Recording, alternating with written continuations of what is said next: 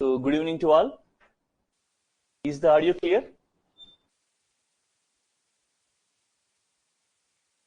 Say.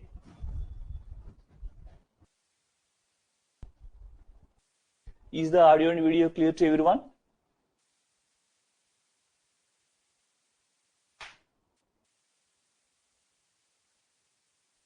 Right. So I think everyone has got the assignment with regard to the infinite series. It was posted in the Telegram group. Have you seen that?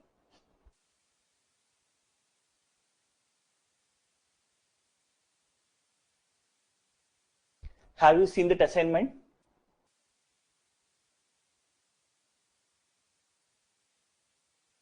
Right. So the hints are given at the end. You please go through them. In the middle, I will give another 30 problems over the infinite series. So you will have a clear idea over the entire concept on what tests we are using for the convergence of the problem. Fine. Right. So let us start our today's session. So the objective of today's session will be, I just want to take some problems on continuity.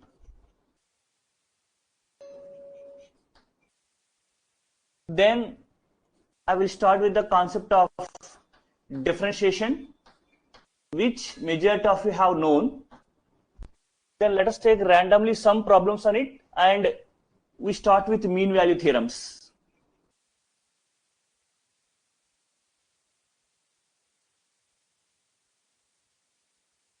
So with regard to UPSC point of view, focus will be given on mean value theorems and problems related to the properties of functions.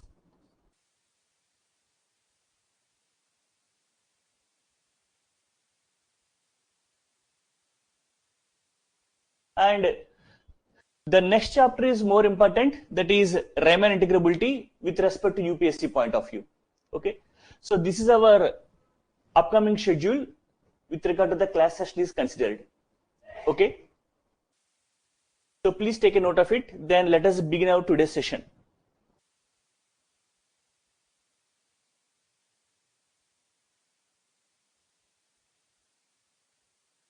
After noting, please inform.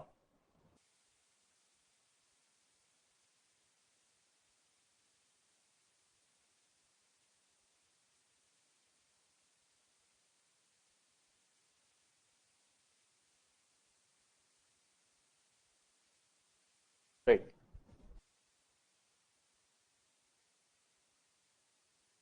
Now, let us take the function defined by f of x equals to limit n tends to infinity e power x minus x power n into sin x whole divided by 1 plus x power n.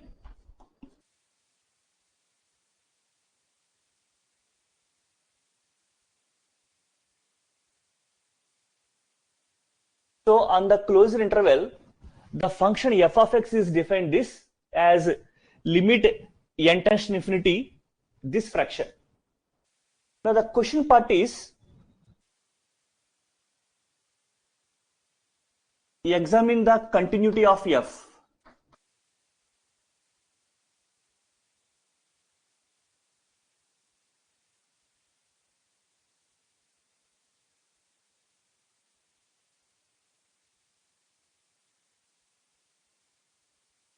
Limit x tends to infinity x square plus infinity, solve using definition.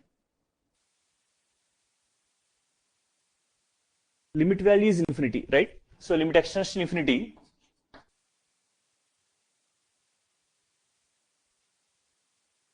So x power half. So root x. So root of x power half. You are talking about this one, the function value. Yes. So this is the function given. You are saying that using the definition of limit, please solve this. right? So limit extends to infinity, root x gives what? Right. So actually, as we know, this value tends to infinity. Say, right? Yes or no? Fine. Now, if you want to use the definition of infinity here,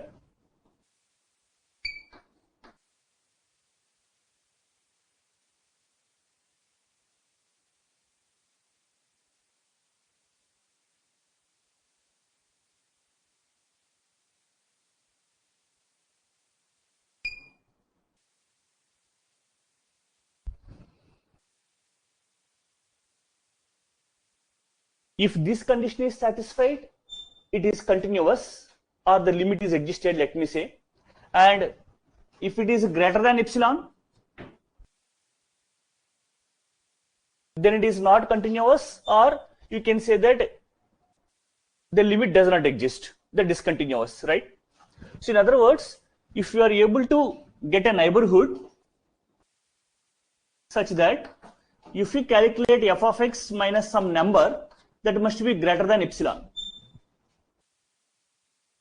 that all we need to prove, right? So have you tried that?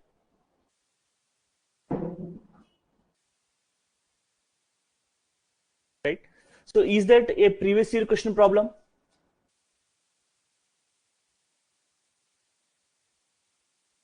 Or while solving the questions you randomly come across with that?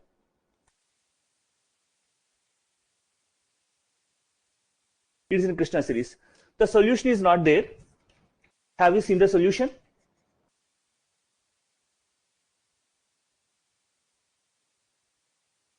So is that a worked example or something given differently?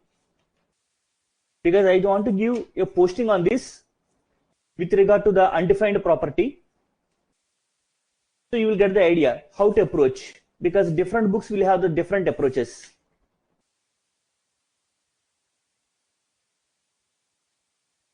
So for problems like that, we are going to give the approach like, just hold on a second.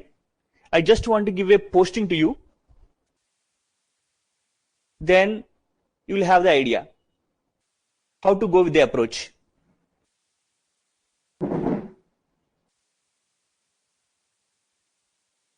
Because that kind of approach will be applicable to each and every one.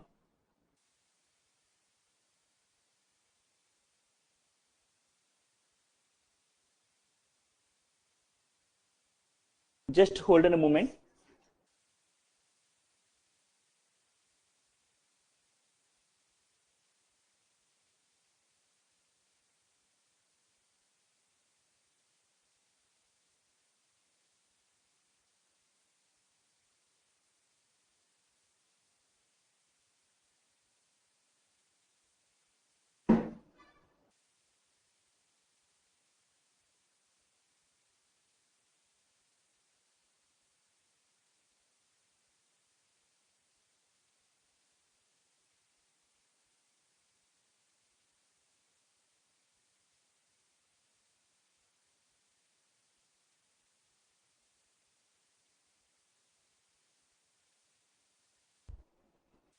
Just hold for a moment. I am sending a relative picture.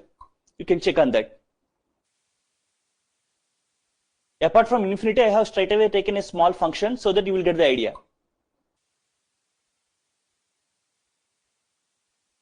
Please check in the Telegram group. I just now sent.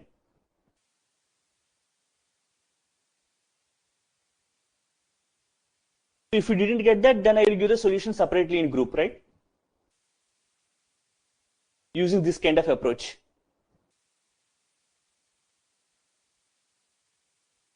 Right. So after finishing with the class session, I will go. Thank you.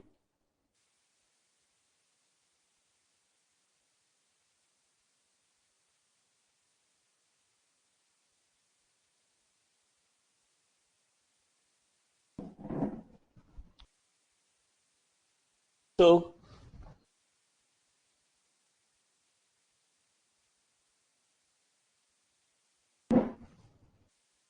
The question is given that f of x equals to limit n tends to infinity e power x minus x power n sin x whole divided by 1 plus x power n defined on closed interval 0 comma pi by 2.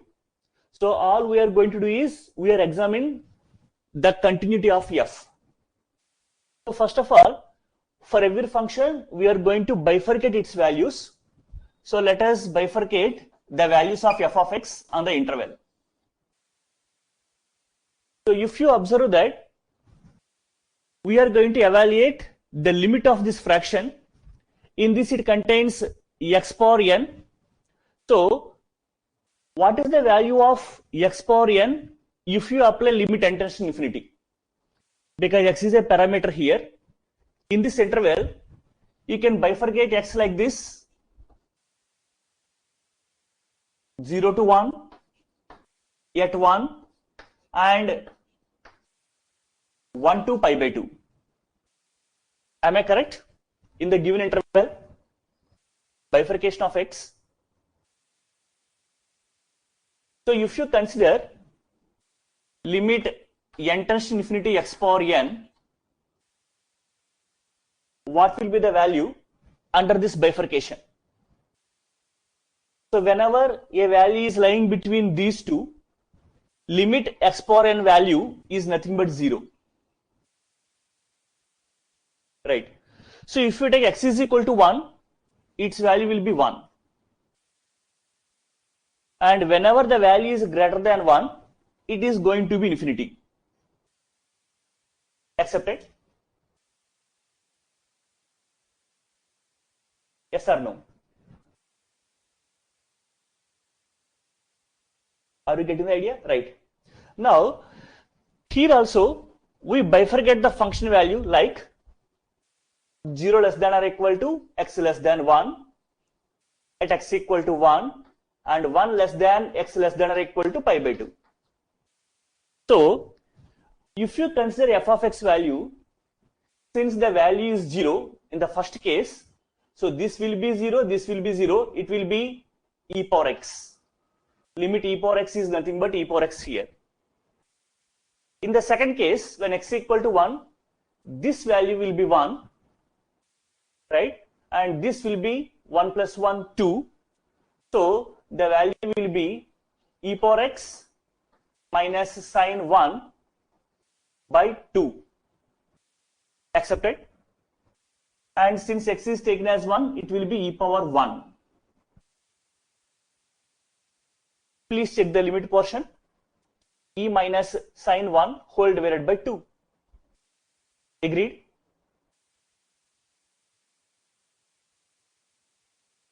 Any questions in the limit part? You are taking x is equal to 1, right? So I have substituted x is equal to 1. So in other words, if you put x is equal to 1, you are calculating f of 1, right?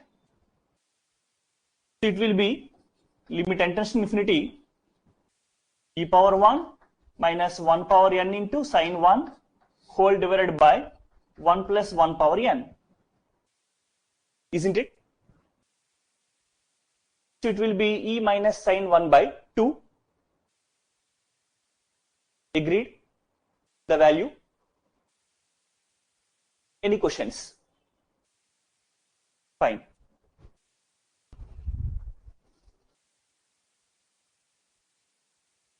So if you take that x is greater than 1, then as you know, limit x power n tends to infinity, limit 1 by x power n tends to 0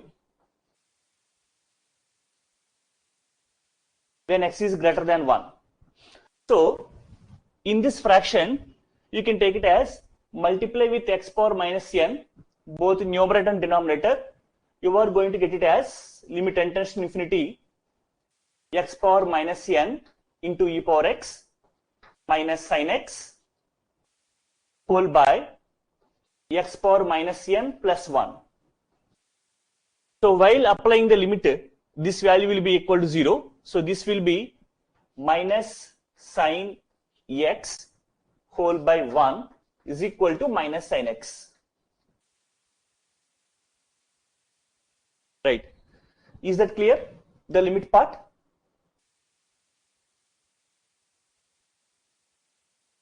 Fine.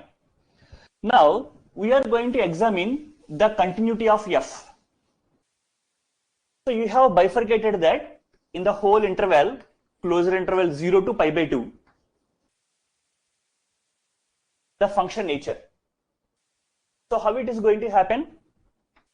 Up to 1.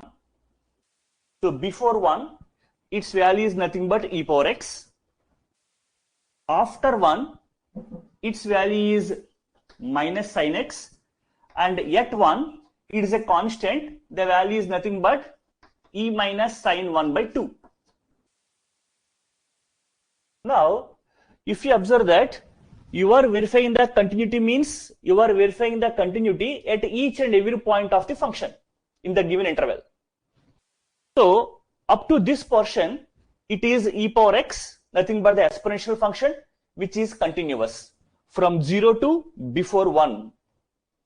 And from greater than onwards, it is the trigonometric function minus sin x, so it is continuous. And if you observe at 1, the function value is varying. So at 1, if you calculate the left hand limit as well as right hand limit,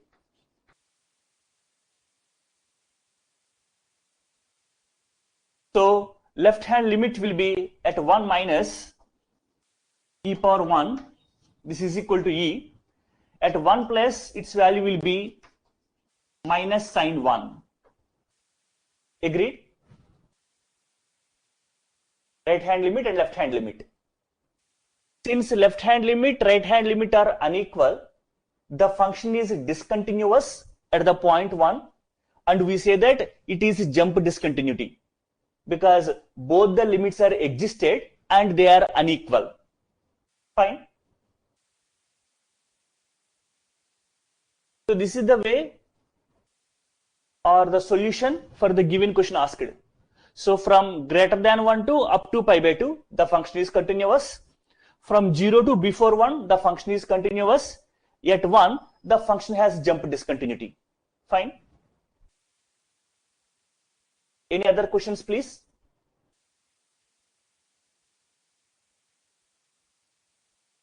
Yes or no?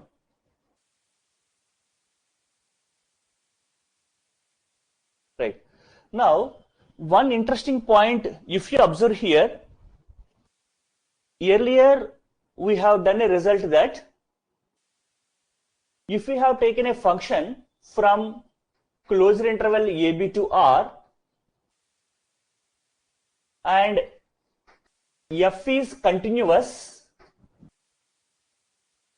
f of A comma f of B have opposite signs, then between A and B, you can find at least one point such that f of C is equal to 0.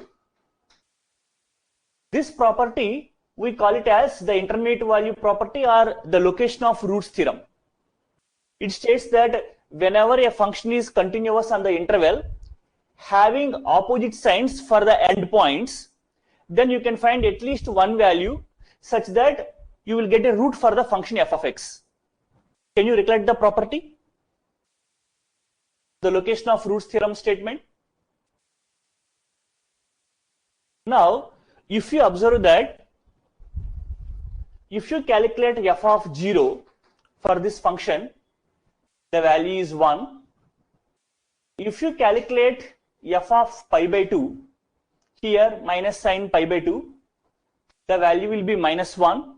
So, f of 0 and f of pi by 2 have opposite signs. Right. So, you cannot find a point in the interval such that you will get a root of the function because the function has a discontinuity at the point 1. So, this is one example that even though the endpoints have opposite signs, you cannot find a root for the function within the given interval because the function is not continuous, because it has a point of discontinuity within the interval. Okay. In other words, the function does not vanish anywhere within the interval, even though the endpoints have opposite signs. Is that clear? The content of the problem? Right. So if we have noted this, let us take one more problem of similar kind.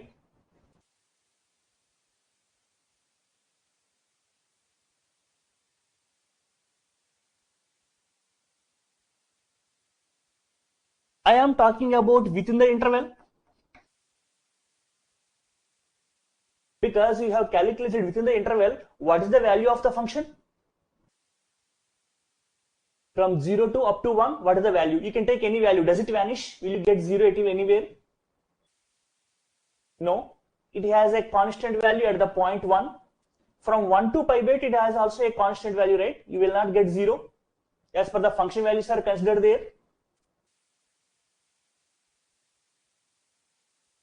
That's why I am saying that in the interval, it will not vanish because it has a point of discontinuity.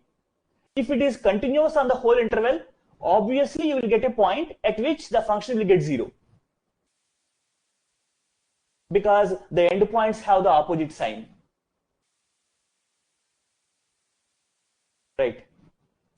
So can I erase this part? Okay.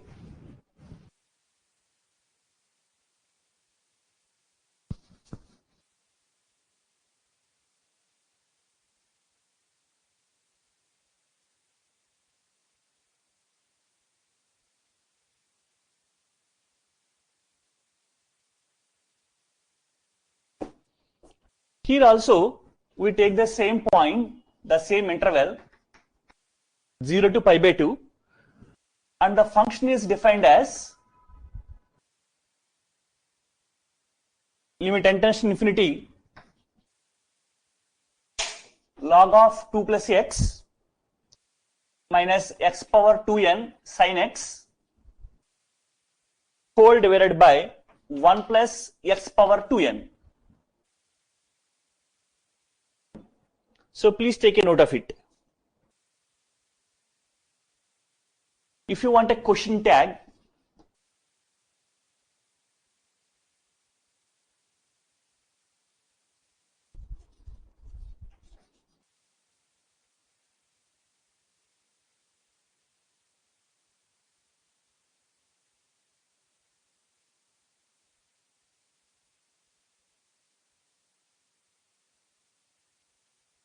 explain why the function does not have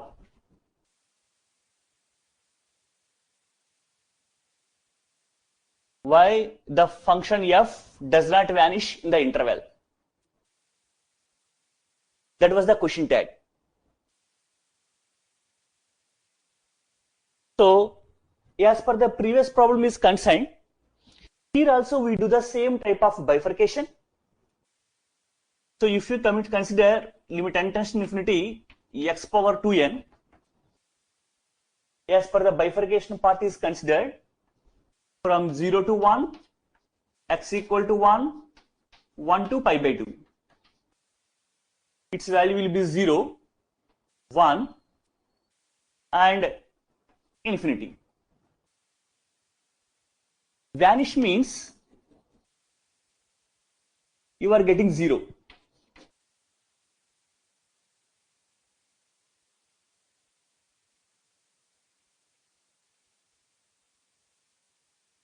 So f of x equal to 0 for some x. It means that existence of root.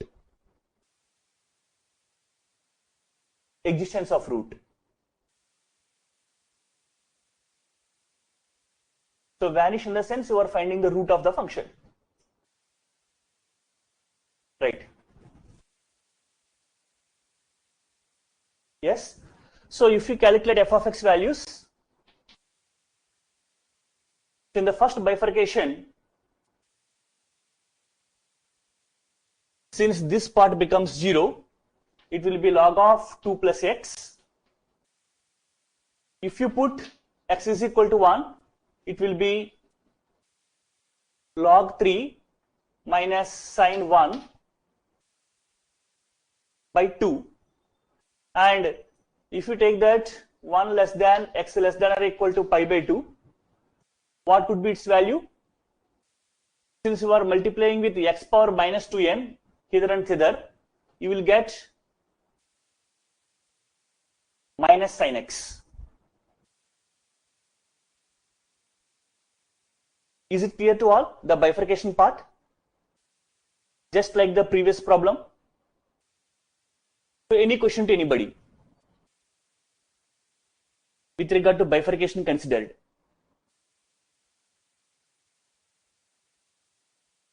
Please tell.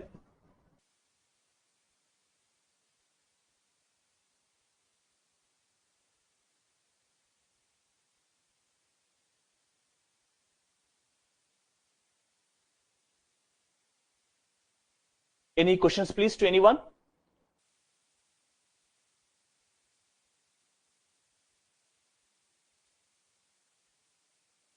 So can I continue?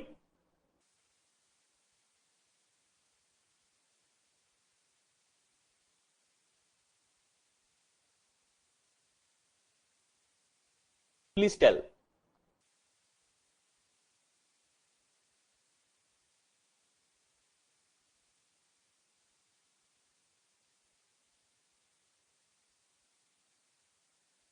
Fine. Now the same writing we will do from 0 to up to 1.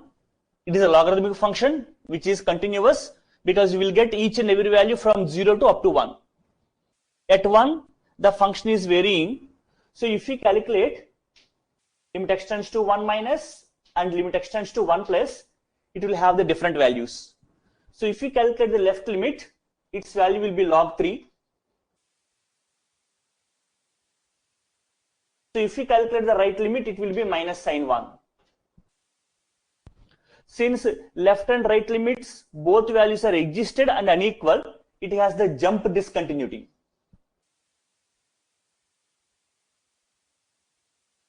So the function is not continuous at 1. So if we calculate the endpoint values here, f of pi by 2 will be equal to minus 1, and f of 0, if we calculate log 2, which is positive, I think its value will be 0.3010, just like that, 0.3. Now what happened? We can say that the endpoints have opposite signs, but the function does not vanish within the given interval 0, pi by 2.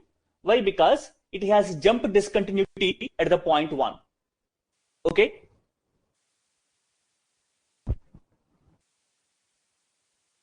Is the argument clear to everyone?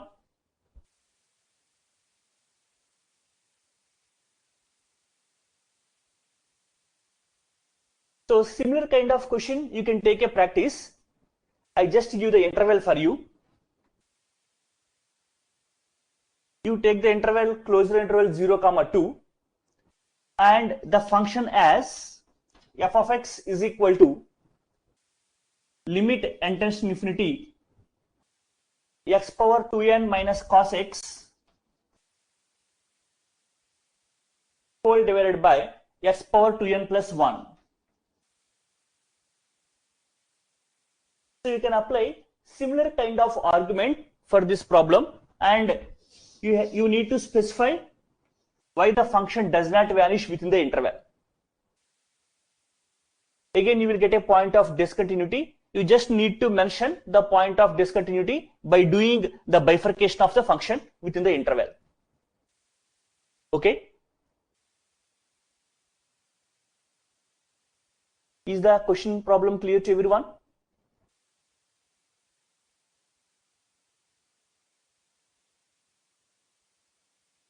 If you have noted this, I go to the one more problem based on this continuity concept. Then we start with differentiability.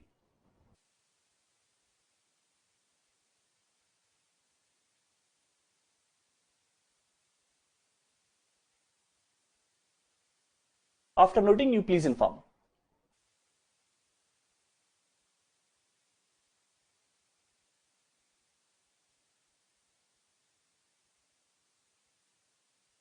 right?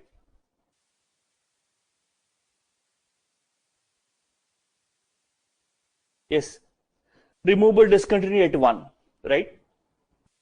For this problem also.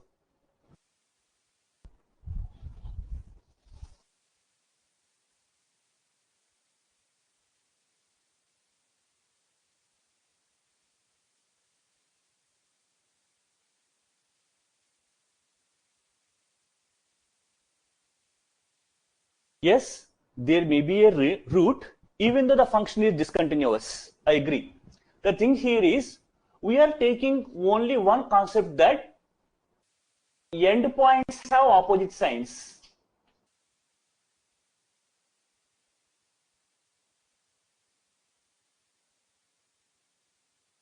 This kind of thing we are considering here.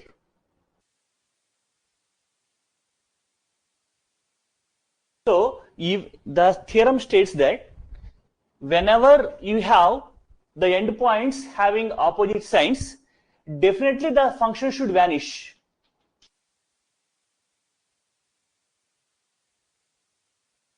So if the function does not vanish, means at that point you have the possibility of having jump discontinuity. That was the whole idea for considering this kind of problems in discussion.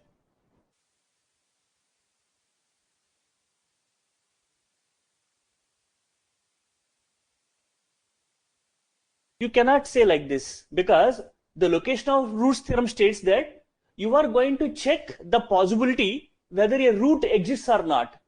For the possibility means two conditions need to be satisfied. One, continuity on entire interval. Second, having opposite signs. So I can say we can find hardly an example violating this type of condition. Because if you think of only real numbers, excluding the complex numbers case,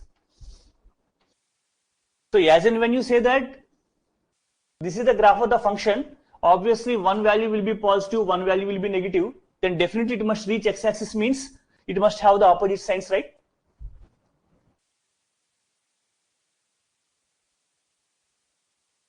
Right. So at the most you can say that the function has the graph coming like this.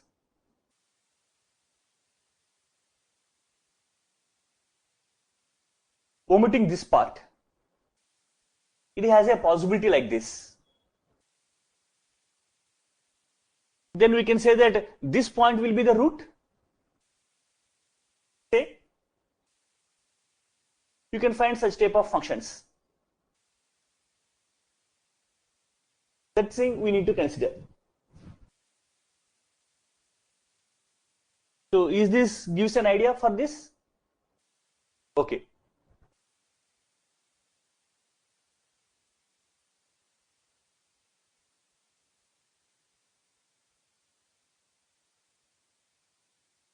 Right.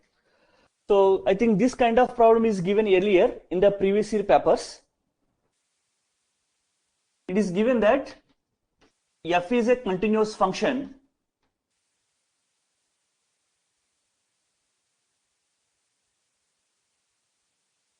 satisfying the functional equation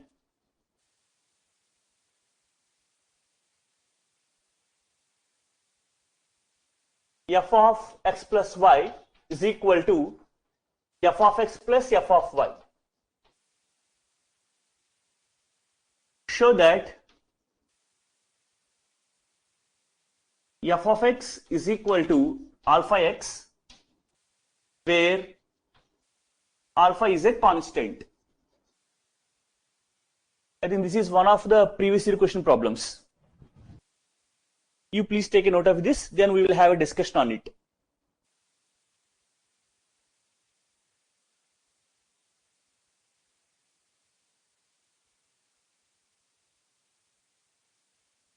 After noting, you please tell.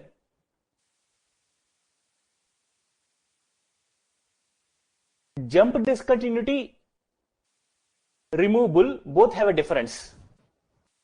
Please understand that removable means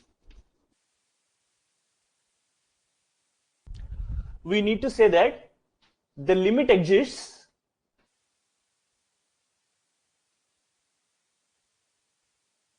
and not equal to f of a or f of a not defined.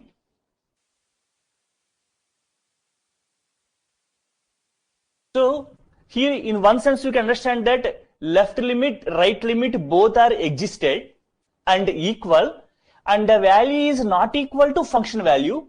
If not, the function value is not defined at the point, that is removable. Jump in the sense we take that limits are unequal.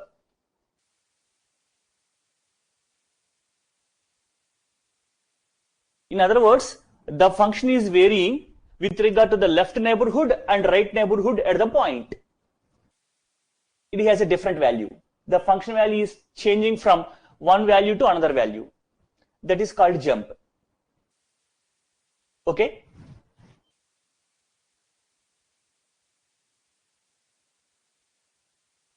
Is it clear?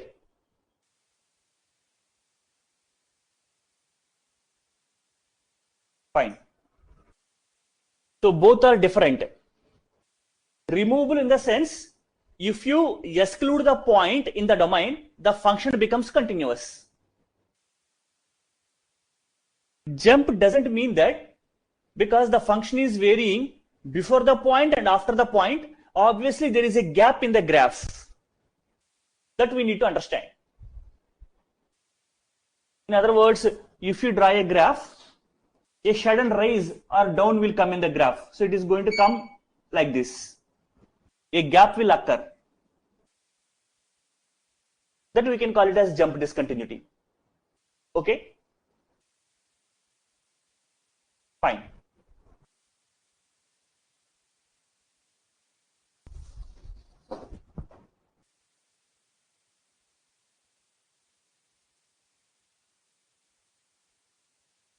So let us discuss the problem. All we need to do is nothing but we have to show that f of x is equal to some number into x. In other words, if I have written f of 5 is equal to alpha into 5. F of 6 is equal to alpha into 6, like this. This all I want to show. And what is the property of the function which is given? It is given that it is a continuous function over the real line and it satisfies the functional equation f of x plus y is equal to f of x plus f of y. In other words, whenever there is a summation inside, you are going to expand the summation part by part. That all we need to understand. Okay? Is the objective clear with regard to the problem?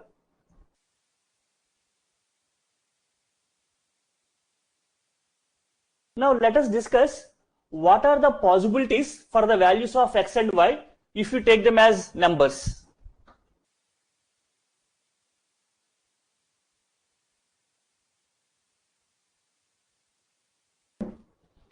Is the logic of the problem clear to everyone?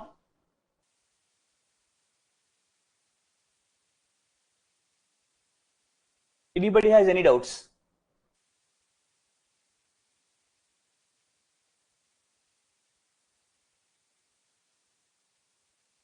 Is it audible to all?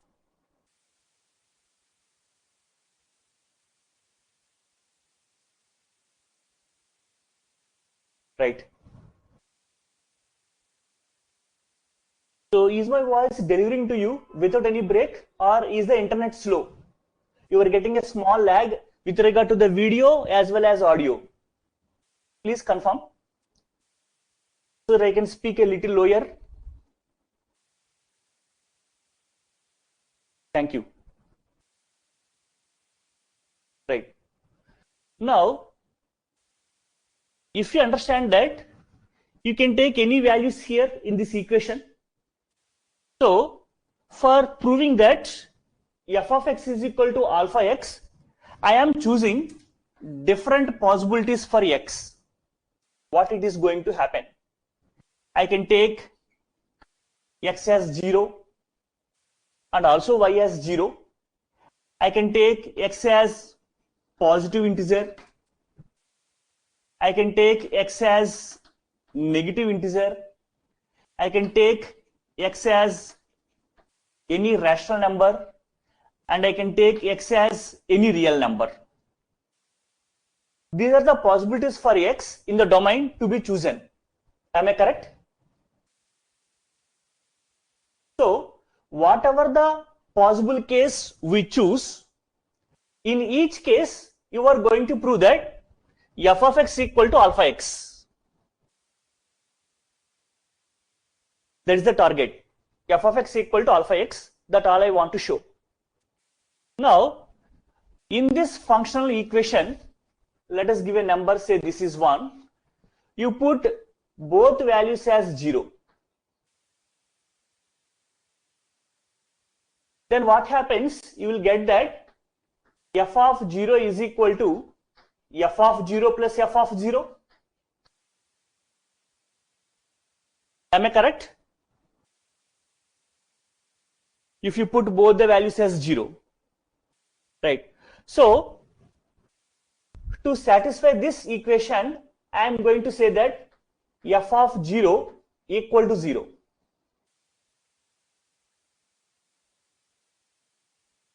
That I can take as my conclusion.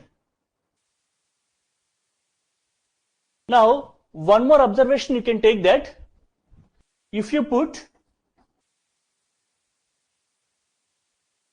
y is equal to minus x,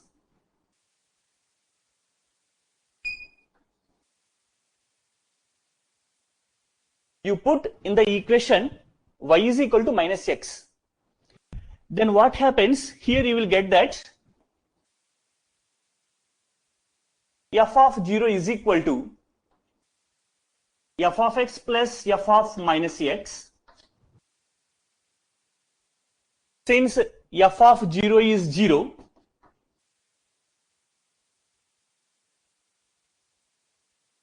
this implies that f of minus x is equal to minus f of x.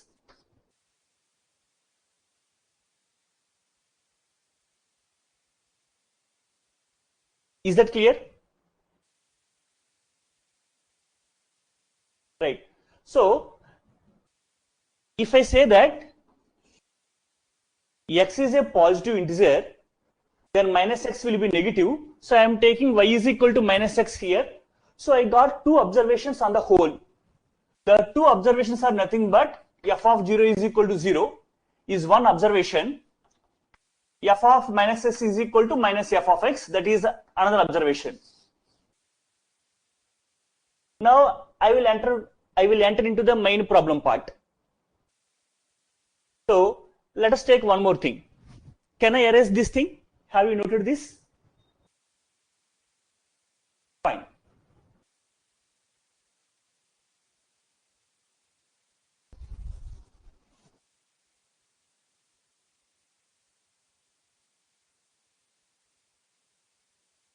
Suppose x is a positive integer, you take that.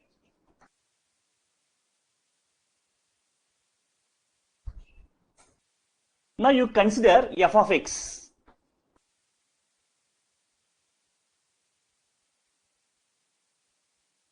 So it is nothing but you are going to write x as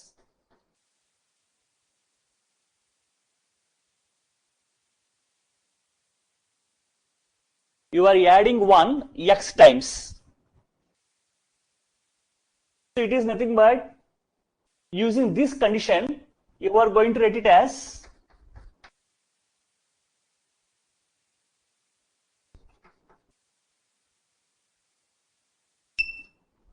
it is nothing but x into f of 1. Therefore, you obtain that f of x is equal to f of 1 into x. So it is of the form like this. F of x is equal to alpha x, where alpha is nothing but f of 1. Please check on the result.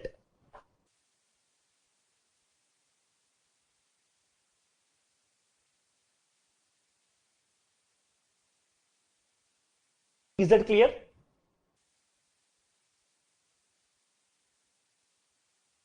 Any more questions? So f of x is equal to, so this how come, right? Is that your doubt?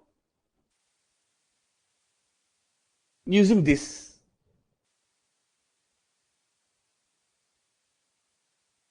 Using this summation property, I have written like this. Okay? Because it is the functional equation. Fine. So if you tally these two, alpha is nothing but f of 1. Accepted? Right. So if you take that x is a negative integer, in that case also you will have the same thing. So there is no need to prove that separately. Now, the two cases remain with us is, if x is rational number, we are going to build up a relation like this. If x is a real number, then in that case also we are going to build a relation like this. The two parts are remained with us. So is the objective clear? What we are going to prove now? So let us do the two things.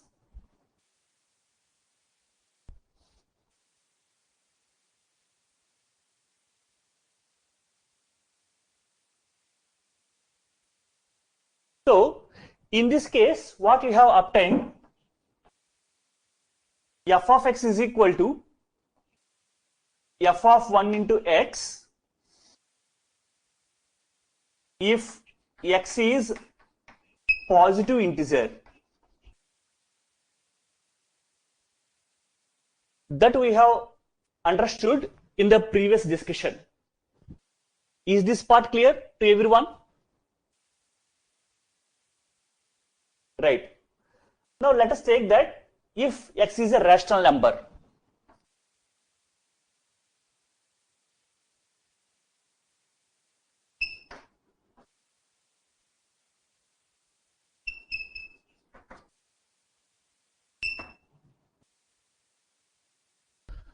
So whenever we write a rational number, obviously it will be of the form p by q.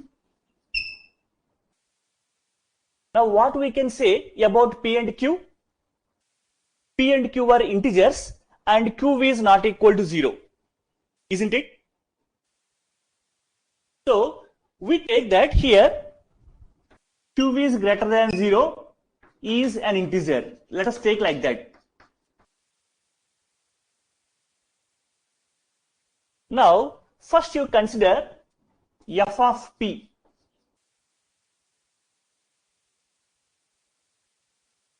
You need to understand that our intention is this. Whatever the number you take, you are going to prove that f of x is equal to some number into x.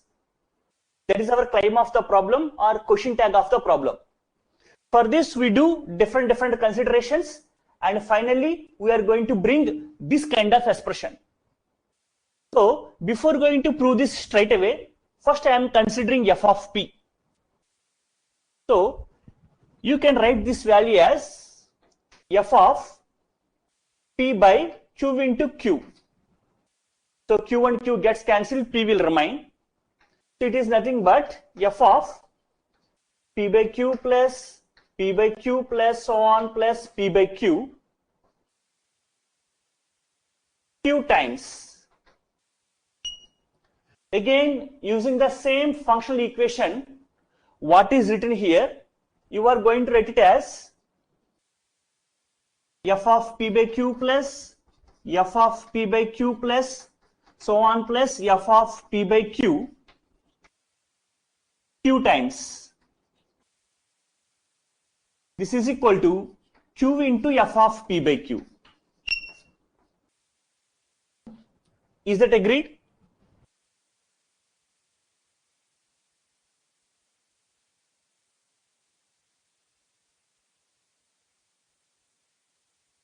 Any questions?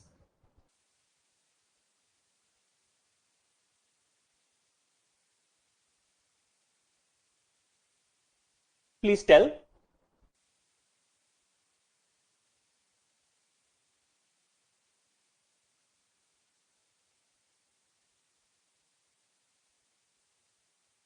No. We are not at all talking about y.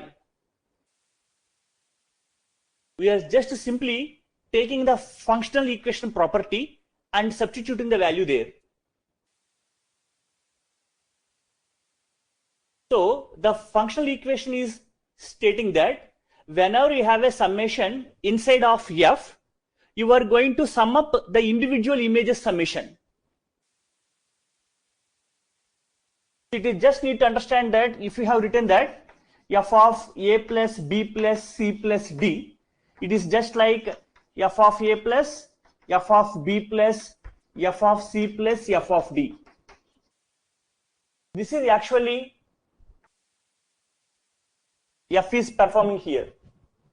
The whole property of f as per the functional equation is considered. So if you have written that 5 plus 5 plus 5 3 times, it is nothing but 3 into 5. Agreed? So just like I have taken f of p by q so on q times, so it will be q into f of p by q. Yes or no?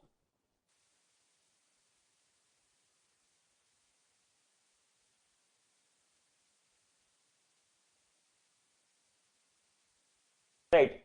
Now,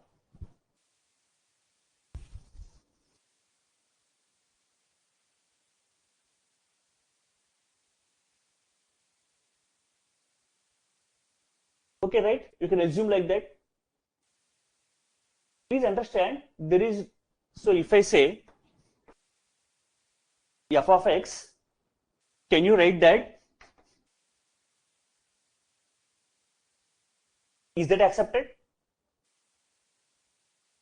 So I can say that since you are confusing x and y, you can do like this. F satisfies the equation f of a plus b is equal to f of a plus f of b.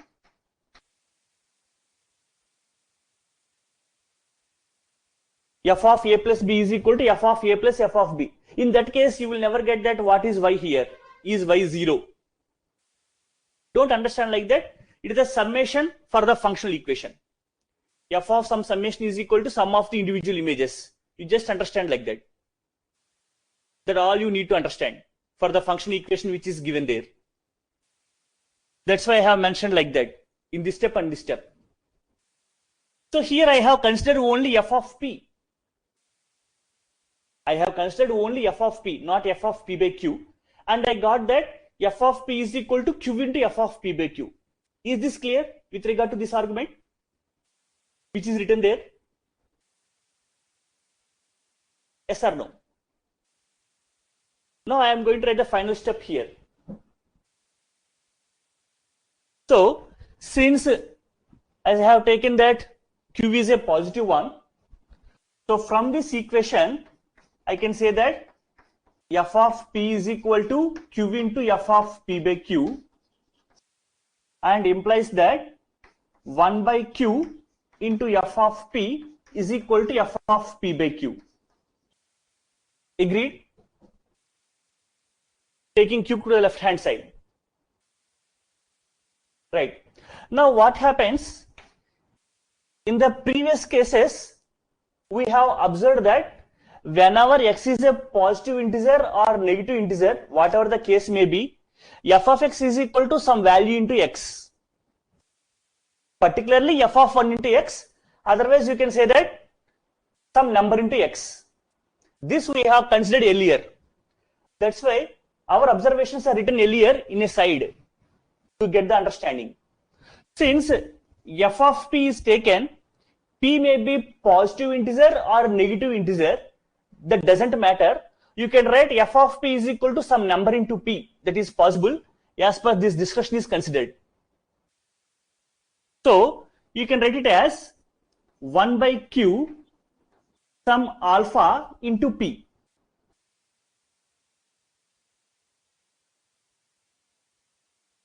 So since you have taken that x is equal to p by q. So p by q is nothing but x. So alpha x is equal to f of x is obtained.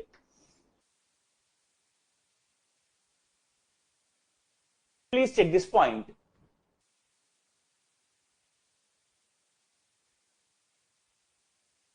Is this clear?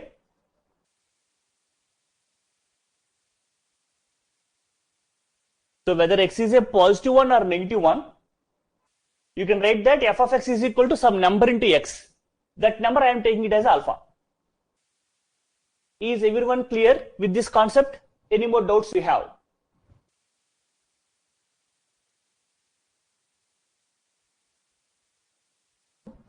F of p is taken as alpha into p using this kind of notation. Whenever you have an integer inside, that will be written as some number into this. And since x is equal to p by q, so p by q is nothing but x. This is p by q, so x alpha remains as it is. Because 1 by q is a number, p is a number, alpha is a number. Fine. So what you have proved, whenever you take a rational number, then you can write f of x is equal to alpha x. So half of the problem is completed. Now the remaining half is, whenever you take a real number x, we are going to prove that f of x is equal to alpha x. Is it okay? All of you? Then I will erase this portion. The last part of the problem I am going to consider. Fine.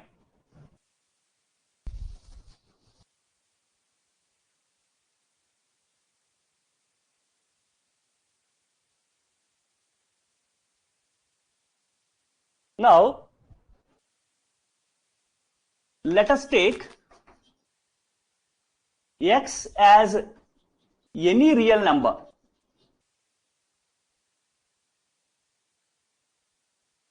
At this point, immediately I can say one thing, that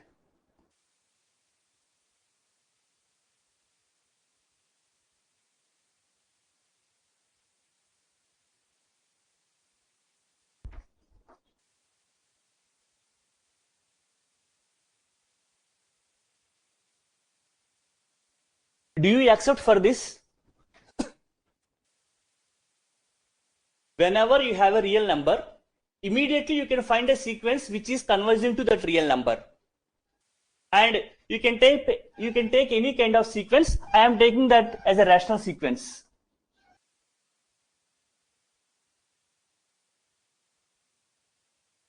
Do you accept it or not? We can find a rational sequence xn which is converging to x. If you have a doubt, please refer the part of continuity what you have done. Xn belonging to x minus 1 by n comma x plus 1 by n. So x minus 1 by n is less than, xn is less than x plus 1 by n. So mod xn minus x is less than 1 by n. Therefore xn minus x tends to 0 as n tends to infinity. Therefore xn converges to x. Could you recollect this property which we have done in continuity? The sequence criteria, there we have proved 4 problems on it. Right. So there is no need to write this part in the exam. So immediately after assuming that x is any real number, immediately we say that we can find a rational sequence. You can take irrational also, but rational sequence is comfortable because earlier you have proved 3 cases: positive integer, negative integer, 0 and rational. That's why I am taking the rational sequence apart from taking irrational sequence. So I can find the rational sequence xn such that xn converges to x. So this part there is no need to mention in the exam.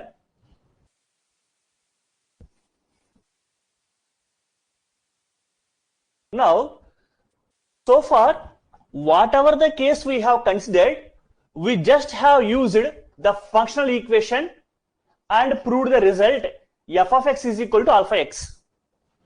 There is one more condition given in the problem, that f is a continuous function. So far, we never use this relation till now. So since f is a continuous function, f satisfies sequence criteria. What is meant by sequence criteria? Whenever a sequence converges to x, image sequence converges to image of x.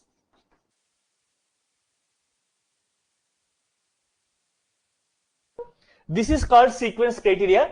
We are going to use this property here. Right? Now, since xn is rational,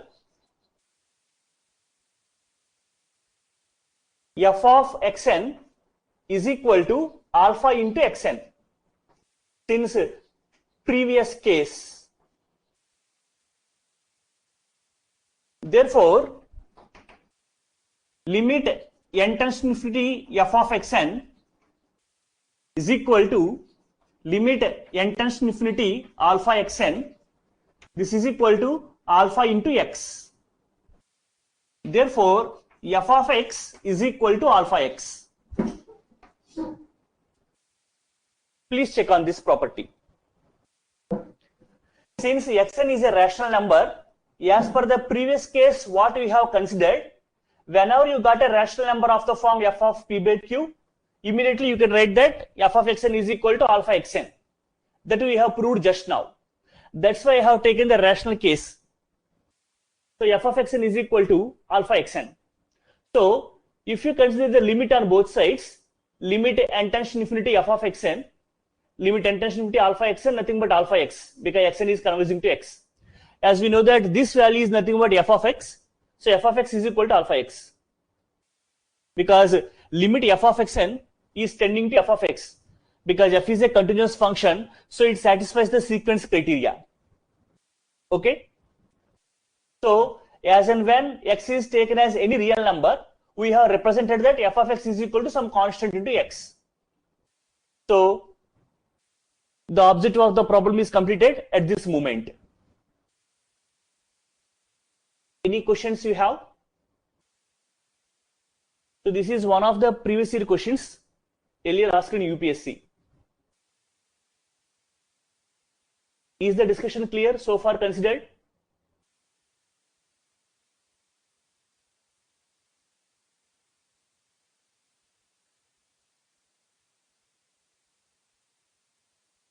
Very simple. The thing is, without knowing the properties of the function, you cannot draw this kind of relation. So it was not mentioned that why we have taken f of x is equal to alpha x. So here you are asking why f of xn is equal to alpha xn we have taken, because earlier you have proved that f of p by q is equal to some number into p by q. Have you proved this earlier in the previous case what we have discussed? So whenever you have written of the form p by q, it is nothing but a rational number. So in the previous case, you have concluded that whenever you have a rational number, if you calculate the image, it is nothing but some number into p by q. That number we are calling it as alpha. Okay?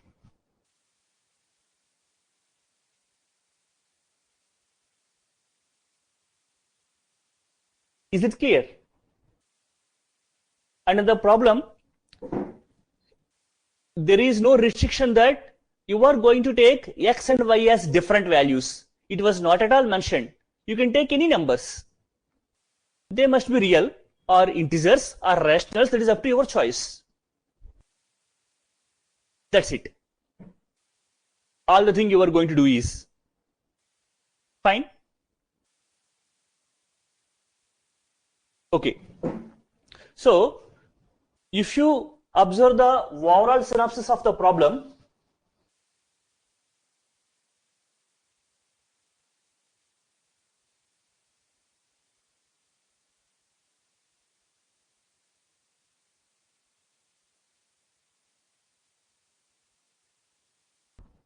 The problem was proved in 4 or 5 steps. In the first step, we have concluded that f of 0 is equal to 0. In the second step, we have concluded that f of minus x is equal to minus f of x, so that the function is an odd function. In the third step, we have proved that whenever you take an integer, n is integer, you will get some number into n. That number we are calling it as alpha. And in the fourth step, you have concluded that whenever you have a rational number, you are going to get the same thing. And in the fifth case, if you take a real number, so here also you are getting the real number, but in this case you have used the sequence criteria. So this is the whole strategy of the problem you have considered in proving that f of x is equal to some number into x. Okay? The strategy of the problem, is that clear? So at this position, you have obtained that alpha is nothing but f of 1. As per the discussion considered. Is it clear?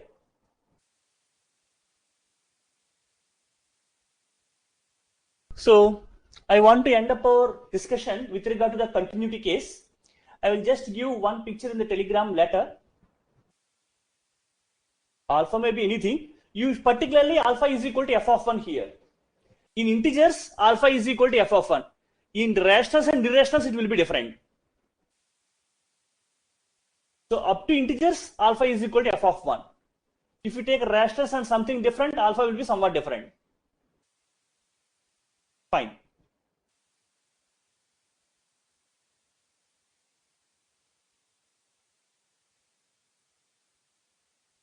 So let us conclude our discussion here with regard to the continuity case.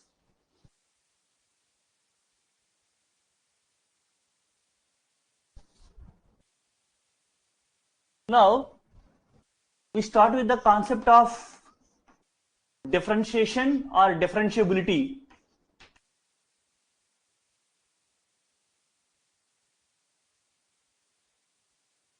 Since the time is running out, we will have a small discussion with regard to the basic concepts which are known to you. Then let us take 1 or 2 sample problems on it. Then we start our full discussion on Monday. Okay? Right.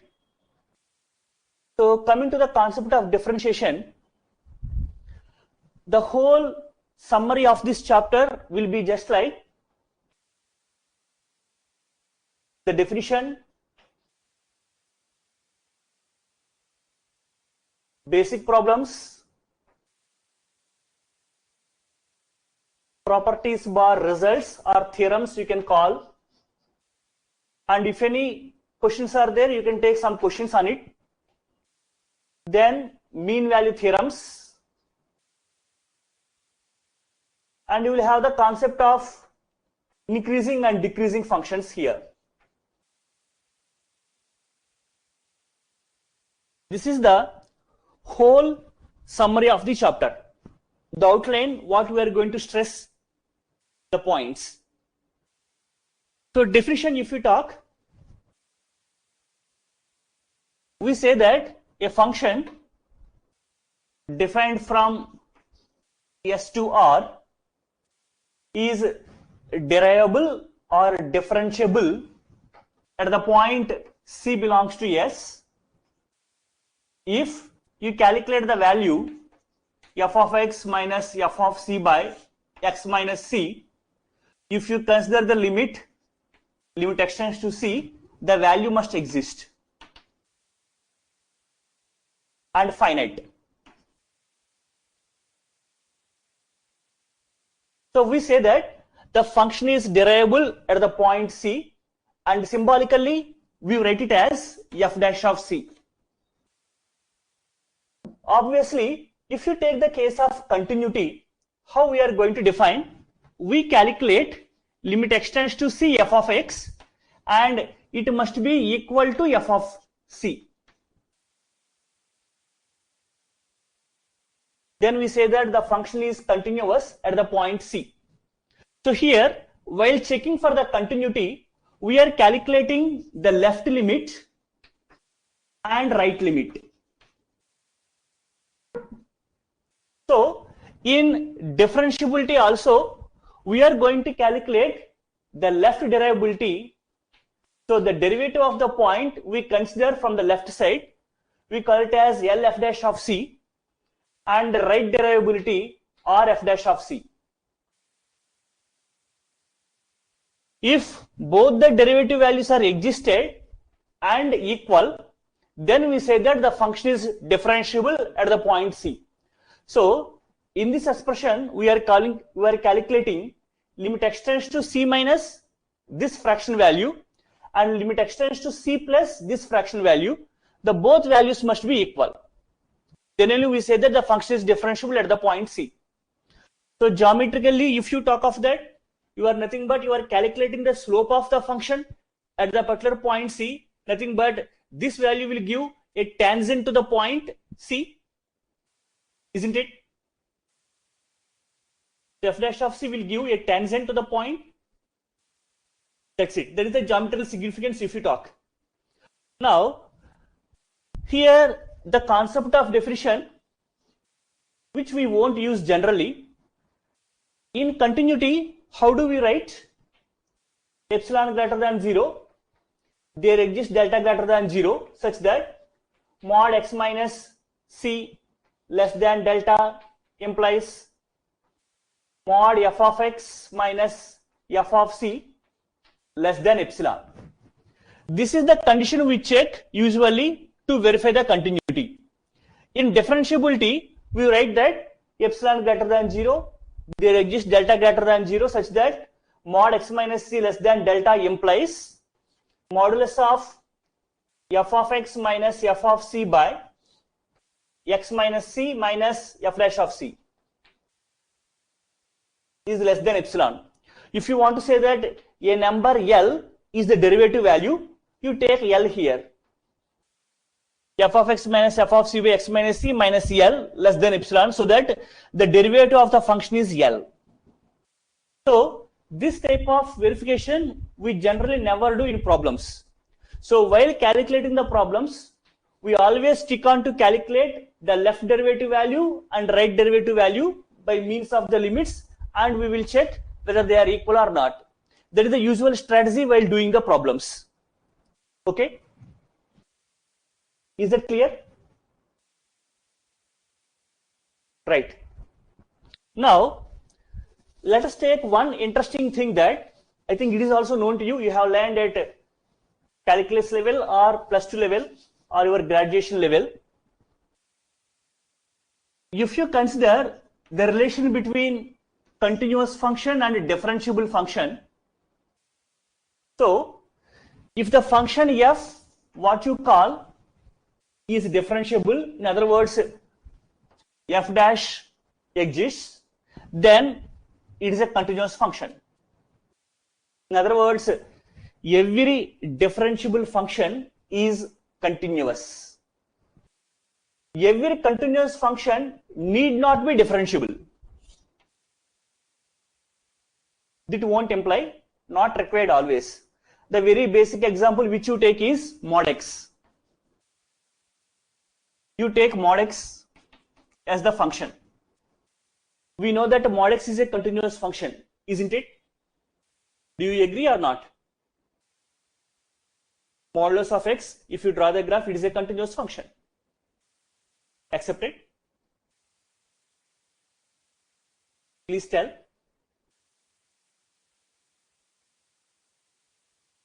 Right. So if you consider that, how we define mod x?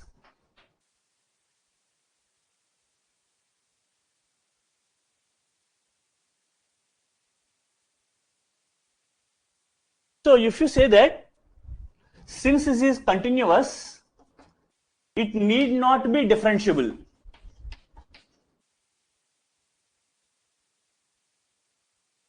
Need not be differentiable. How so?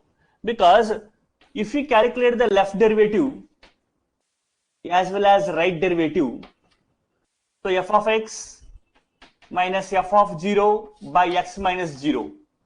I am calculating the derivative of the function at the point 0. So equals to limit x tends to 0 minus x minus 0 by x, nothing but 1. Here if we calculate the right derivative, sorry, 0 minus, it is minus x, so minus 1. F of x minus f of 0 by x minus 0. If we call it as limit x tends to 0 plus x minus 0 by x plus 1. As per the definition of mod x is considered. So left hand derivative is minus 1, right hand derivative is plus 1, which is unequal. So the function is continuous at 0 but not differentiable at 0. So here the thing we need to understand that continuity is a necessary condition but not sufficient. It means that if the function has continuity at the point C, it need not be differentiable at the point C. But differentiation always gives the continuity. Right? If you say that the function is differentiable at the point C, automatically it is continuous at the point C. There is no question of doubt at all. Okay? Is this clear to all? Right. One other strategy we need to consider is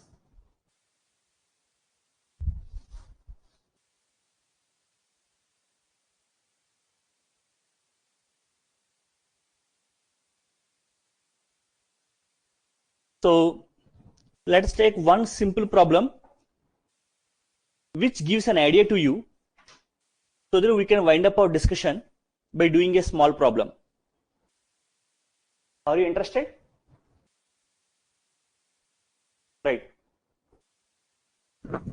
So let us define the function like this.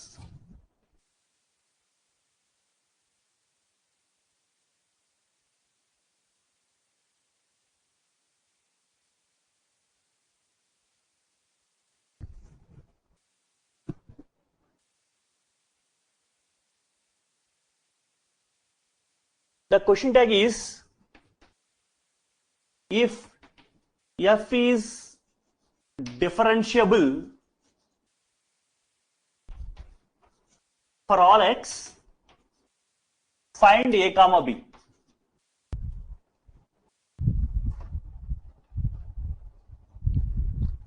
That was the question tag.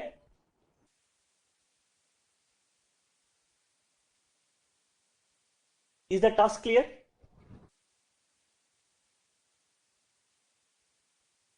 Say.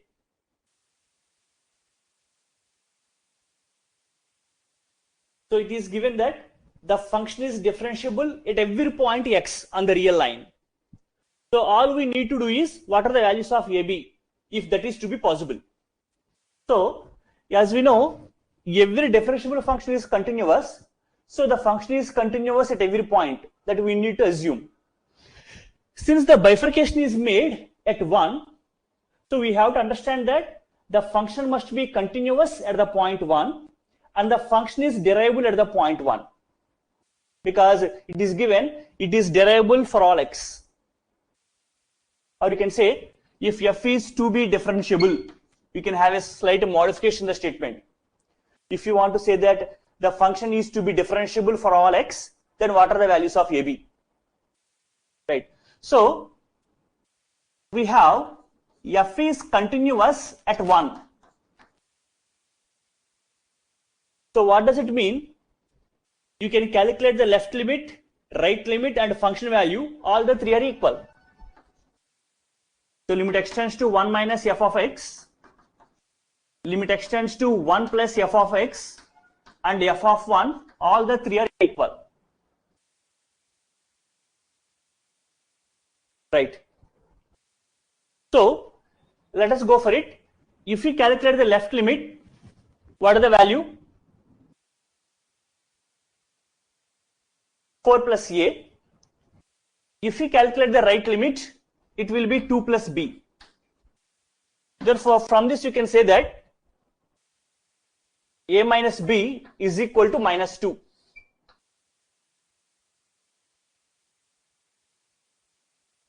Accepted? All of you? Right. Since the function is derivable at 1, let us verify that condition also. So you calculate the left derivative as well as right derivative.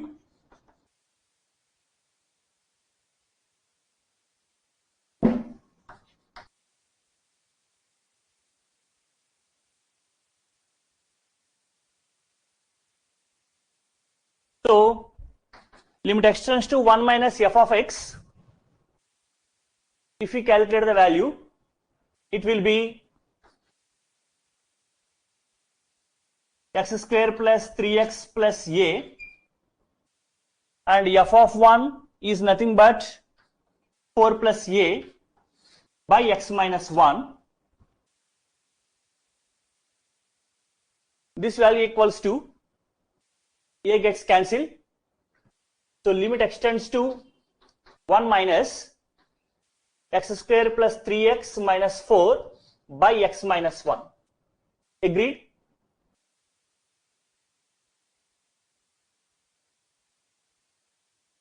Please tell. So you can factorize the numerator. So you can split 3x as minus x plus 4x. So it will be taken as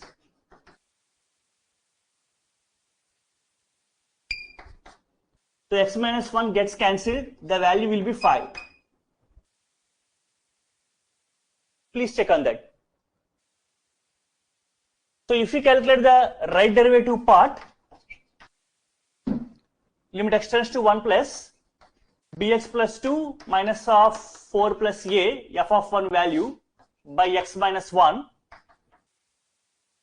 So limit x tends to 1 plus bx minus 2 minus a by x minus 1.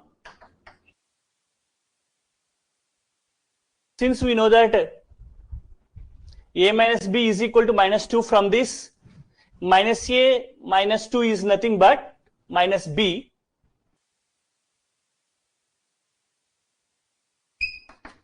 So x minus 1 gets cancelled, it will be b. Please check for the right derivative value and left derivative value for the limits. If you have any queries, you can ask.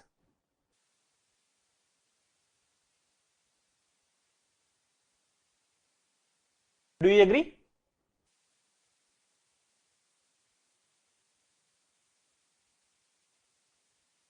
All of you. So since the function is differentiable, right and left derivative are equal. So you have b is equal to 5. So substituting b value here, so you can say that a is equal to 7. That was the conclusion.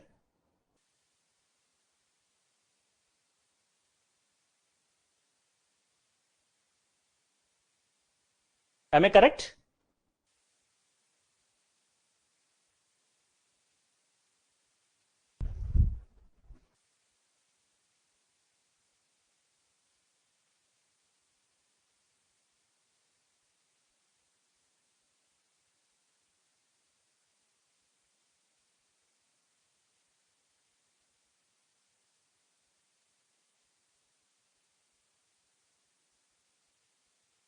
So please check on the values.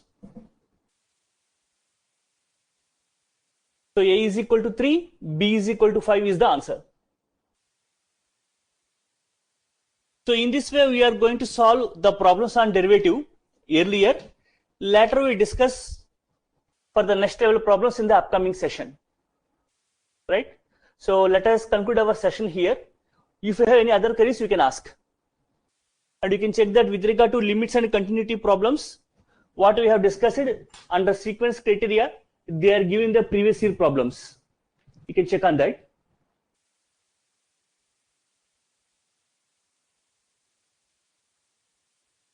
So when x tends to 0, the limit value is infinity, and it is infinity, right? I will give a necessary material for you, definitely. I will pick up a suitable approach. Yeah. At this part you are asking, right? The right limit? Yeah. So here you got that. Just hold on a second. A minus b is equal to minus 2. So a plus 2 is equal to b. Therefore, minus of a plus 2 is equal to minus b. Agreed? So here, if you common minus, it is minus of a plus 2. So nothing but b, minus b here. In other words, you can simply say like this, a plus 2 is equal to b. At this part, bx minus of a plus 2 by x minus 1. So a plus 2 is nothing but b here. This simple idea. So x minus 1 gets cancelled, b will remain the limit. Okay?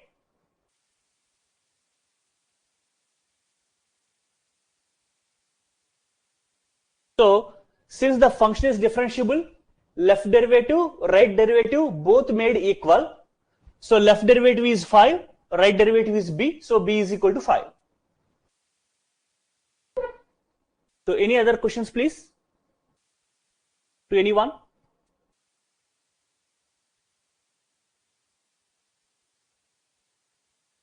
Right? So we will meet on Monday with regard to differentiation problems.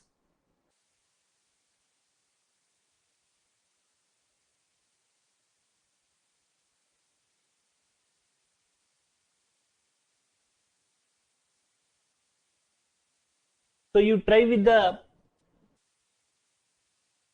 no. Here we are understanding the concept of differentiation. Please understand one thing, that in limits, whenever it is given limit x tends to a f of x, you know straight away how to calculate the limit in intermediate level, isn't it? Yes. So, but actually how it is existed, what is the concept behind it, you are learning now. The theory part you are learning now. Problems you have done at your class level and school level. You are learning what is the underlying idea here. Why should we do in this way only? Why not the other way? That's the reason in doing this. There are some problems where we differentiate directly. That problems will come in the later. But for majority of the problems, we stick on to the theory. Based on what theory we are going to solve the problems. How far they are applicable in solving a particular kind of problem. That's it. Right. Thank you very much to all.